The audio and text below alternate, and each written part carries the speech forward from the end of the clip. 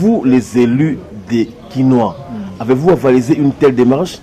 J'ai bon espoir que le marché central sera réouvert dans les jours qui viennent.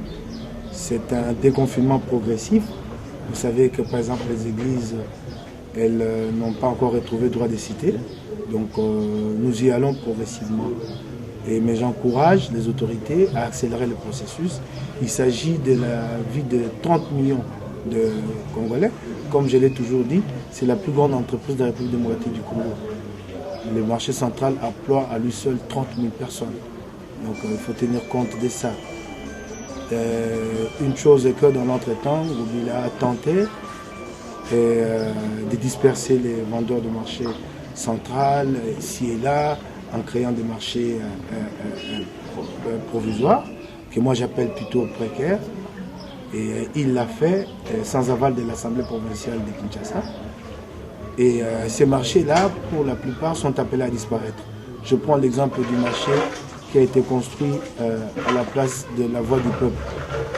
C'est une heure de jeu, c'est un terrain de handball. Et quand la compétition de handball reprendra. Et ce qui est très grave, c'est que ces marchés ont été construits sans aucun soubassement légal. C'est à peine que l'Assemblée provinciale a recommandé au gouverneur de légaliser la création de ces marchés-là. Donc c'est une gestion hasardeuse. Ça, c'est vraiment du Ngobila. Made in Ngobila. Gestion hasardeuse. Et ces marchés sont financés par qui? Personne ne le sait. Ce sont des particuliers. Où sont des contrats? Personne ne le sait. Il s'est plaint que Kimbuta nous a laissé une ardoise de 61 millions de dollars. Mais lui va laisser des graves problèmes au Quinois. Demain, nous aurons à répondre. C'est très très grave ce qui se passe. Mais il ne s'agit pas que du marché central. Il y a aujourd'hui le problème des funérariums. Il veut retirer une activité qui nourrit, qui donne du travail au privé, la retirer au privé pour la confier à l'État. C'est comme ça qu'on gère. Fermer les funérariums et construire des funérariums de l'hôtel de ville de Kinshasa. Ces funérariums-là sont des entreprises en part entière qui emploient des gens. Vous allez les fermer un bon matin, brusquement, sans avertissement, sans concertation. Vous fermez. Ça fait 100 ou 200 funérariums, peut-être plus à Kinshasa. Vous les fermez. Ils existent comme entreprise et emploient des Quinois. Vous les fermez. Ça se passe comme ça. Et dans l'entretemps, lui, son premier funérarium qu'il construit à Mamaïmo, qu'il fait construire par les directeurs de la morgue de Mamaïmo, en violation totale des règles de procédure, totale. L'entreprise qui construit s'appelle Grasse Fortune. Adresse de l'entreprise, avenue Koutou numéro 77 à Kinshasa. Adresse du gérant de l'entreprise, avenue Koutou numéro 77, toujours à Kinshasa. Donc la même adresse. Renseignement pris sur place, j'ai envoyé mes hommes sur place. Il n'existe sur le lieu qu'un chantier. Il n'y a pas d'entreprise sur place. Entreprise fictive. Ça s'appelle Grasse Fortune Construction. Fictive entreprise. Et vous l'avez vu tout de même. Malgré l'alerte que j'ai donnée sur cette question, vous l'avez vu samedi dernier, il y a une semaine, venir inaugurer. Pour procéder à la pose de la première pierre. La ministre provinciale de Santé s'est opposée à cette initiative. La morgue est un service de l'État qui n'a pas de personnalité pour écrire à la direction provinciale de contrôle des marchés publics et solliciter un marché de grève. Elle devait passer par l'autorisation préalable de sa tutelle qui est la ministre provinciale de la Santé. Ce qui n'a pas été fait. Très très grave.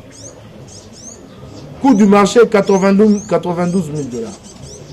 La morgue de Mamaïmo ne réalise mensuellement contre 25 et 30 000 dollars.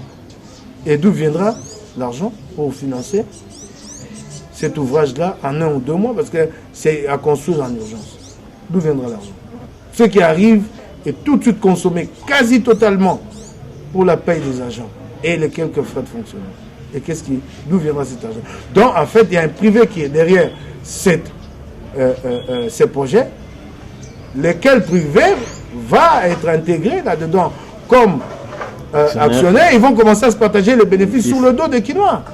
Ok, mais on aurait il C'est- fallait c'est- rénover quand même. Mais l'établissement Kebaye. attends. Imaginez-vous une ville qui n'a pas de moyens pour bâtir de quelques marchés précaires qui ont été mis en place. C'est pas la ville qui finance ces travaux-là.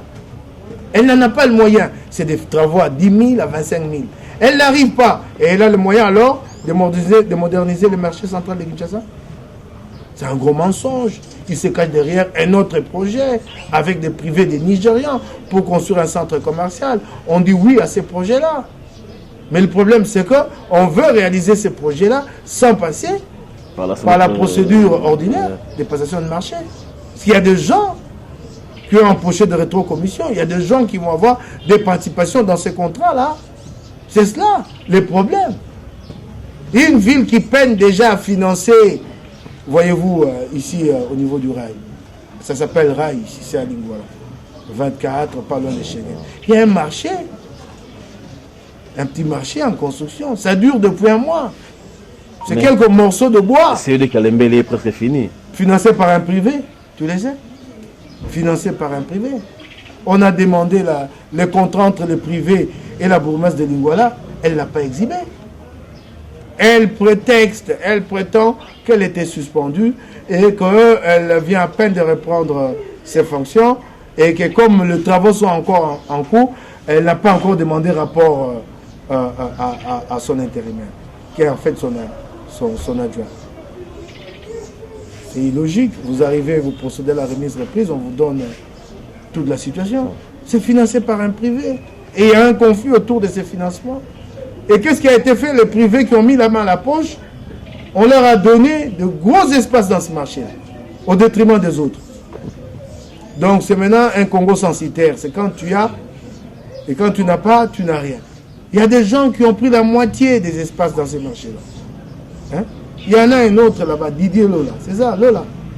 Ah, lui, c'est celui qui s'est occupé des travaux du marché, comment ça s'appelle, la Voie du Peuple. Et tu sais comment ces marchés-là ont été imaginés? Ça, c'est mode Gentil Ngobila. Tu es proche de Ngobila, tu te balades à Lingouala, tu te rends compte qu'il y a un terrain vague où il n'y a rien qui est construit. Oh, ouf, ne m'en pas Mougua. Ah! Et là, demain, on commence. Il était sur le plan d'installer un autre marché provisoire précaire ici, sur un terrain de foot, terrain Pelcé. J'ai dû m'y opposer. J'ai dû voir le ministre national de la jeunesse qui a écrit pour dire non, c'est une heure de jeu, c'est pour les enfants. Il était sur le point. C'est cette lettre-là qui l'a fait reculer. C'est dommage. En fait, Kinshasa est géré à la manière un peu, tu vois, comme je dirais, des coopérants, hein, tu vois, les coopérants entre guillemets, hein, les coopérants, le coopérant de Bruxelles, hein, et t'as ce truc-là, ici on fait ça, ça, ah ouais, on fait ça, rien n'est planifié, rien n'est soumis aux procédures normales. Rien. Kebaye, parlons un peu des funérariums. La mesure pourrait être récusée par vous, les élus, mais sur le plan social, les gens applaudissent parce que il ne fallait pas laisser les tenanciers funérariums rançonner les populations. Une salle pour pleurer coûte 7 000 $. C'est très dangereux, mon Kebaye. Les tenanciers ne rançonnent personne. Si les prix sont exagérés, je dois condamner. Mais les tenanciers sont des commerçants. Location de salle à 7 000, c'est les salles VIP. Ailleurs, il y a des salles à 100 $. Nous sommes dans une économie libérale. Je n'encourage pas les privés à exagérer les prix. Mais il y a aussi des salles à 100 $. 5 000 $, c'est sur recommandement. Moi, je n'irai pas là-bas pour 5 000 $, parce que 5 000 $, c'est peut-être l'ensemble des charges funèbres. Ok? Ça, nous sommes dans une économie libérale. Ça, il n'y a pas à redire. C'est l'offre et la demande. C'est rapport de force qui fait que le prix est déterminé. Ok? Vous allez fermer les funérariums. Où est-ce que les gens vont pleurer leur mort? On ne dit pas qu'il faut les pleurer pendant 48 heures comme jadis. Mais les gens ont besoin d'un moment pour se recueillir. Vous savez que chacun d'entre nous, quand il perd un être cher, le momentum le plus important, c'est d'aller et de constater qu'il est mort et de lui dire au revoir. Ce moment-là, vous allez l'organiser comment? Parce qu'il n'y a pas de funérarium. Vous voulez former des funérariums privés. Ces moments-là, vous allez l'organiser. Ils ont dit tout se faire dans les églises. Ouais. Dans les églises, ça se ferait. Non, ils ont dit aux chrétiens, ils peuvent amener dans les églises. Oui. Déjà des dispositions discriminatoires. Pourquoi les chrétiens, eux, ont le privilège d'amener les corps à l'église et pas les païens amenés à la maison? La paganité, c'est aussi un droit, non, comme la chrétienté. Je peux dire que c'est une religion à part entière, comme l'islam et le reste. Ok? Donc c'est un peu ça. Ces moments-là, vous voyez, ces moments de recueillement, il faut l'organiser. Vous allez l'organiser où? Pour l'instant, la ville n'a pas de funérailles. Il faut le construire. Dans l'autre temps, vous faites comme ça. Dans l'autre temps, vous faites comme ça. Cimetière, mort, lieu d'inhumation. Vous ne pouvez pas priver aux gens ces moments-là. C'est méchant. C'est méchant et les gens ne l'accepteront pas. C'est le moment le plus cher entre l'être qui était là et le corps et l'âme qui part. C'est le moment le plus cher. Vous ne pouvez pas. Il y a des gens qui ont passé des années à se battre pour retrouver le reste d'un être cher. Et ici, vous voulez nous priver ces moments-là, alors que ces êtres chers qui partent sont là, à notre disposition. C'est ces moments-là qu'il faut organiser. Alors, donc, est-ce que, attends, les problèmes, c'est lesquels? C'est les problèmes de prix ou quoi avec les funérariums? Ou les problèmes de funérailles tels qu'ils étaient organisés? Les deux. C'est cela. Si c'est les deux, alors c'est bien simple. Pour ce qui est des prix, les prix ne sont fixés que dans ce rapport de force offre et demande. Ok. Pas d'interventionnisme quand il s'agit d'une économie libérale comme chez nous. C'est clair, le principe est acquis entre nous. Donc là, la réponse, elle est là. Elle ne t'appartient pas, elle ne m'appartient pas. Tout à fait. Pour le reste, pour le moment, ce qui embêtait le plus, c'est ce spectacle de 48 heures, le bruit, ainsi de suite. Et comme sur le plan pratique, la ville n'a pas de funérarium, ce qu'il y a à faire aujourd'hui, c'est d'organiser, mais de réglementer, de déterminer le timing. 2 heures, 3 heures, mais en tout cas pas de veillée mortuaire, avec les corps sur place. Pas de veillée mortuaire. C'est cela qu'il faut faire. Mais non, il y a quelqu'un qui voit ça, en ça une opportunité, une thune quoi, cop. Ah, c'est l'occasion de fermer le funérarium et moi je construis le mien. Et comme ça, même quand je ne serai plus gouverneur, je pourrai avoir des revenus qui vont me revenir par des intermédiaires. C'est en fait ça l'astuce. C'est ça. Le grand problème. Alors, vous, l'organe délibérant, comment comptez-vous régenter cela? Est-ce que vous allez l'interpeller? Moi, je suis. Vous allez faire d'autres édits? Ça va se passer comment concrètement? Vous avez la possibilité de l'appeler quand même. Moi, je suis en train de préparer des questions écrites que je vais adresser aux concernés. Ils doivent me répondre. Et à la session de septembre, ils viendront à l'Assemblée provinciale. Et là, c'est un mode d'interpellation. C'est clair. Mais pour le marché précaire... Il y a Jean-Tini Ngobila, il y a le directeur de la mort. Il peut s'entêter. J'ai entendu hier qu'il menaçait, il a réuni du monde chez lui. Il dit que d'ici là, la justice va mettre le grappin dessus, je ne sais pour avoir fait quoi. Ben ça, c'est vraiment le voleur qui crie au voleur, c'est terrible.